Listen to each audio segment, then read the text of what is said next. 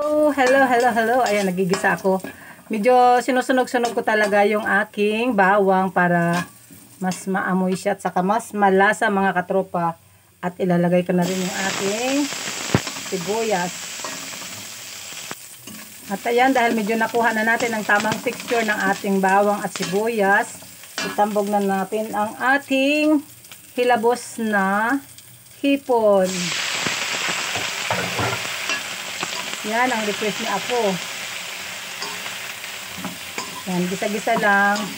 Wala nang maraming sahog pa, kundi pakukuluan ko lang siya sa Sprite. Tapos yun na. Simpleng-simpleng luto lang.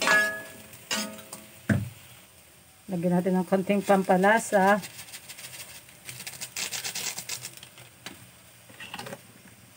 Yung alat. At pakuluan na lang natin siya sa Sprite. Hindi na natin naubusin yun kasi ano lang naman ganyang luto lang. Ayan, patutuyuan na lang natin siya ng kanyang sabaw. At ayan na guys, sabi ng Apo, huwag na daw patuyuan kasi masarap daw ang sabaw. Kaya tama na yan. Maraming salamat, please. React, comment, and share na rin. Maraming salamat. Follow for more videos. God bless us all. Jesus loves you.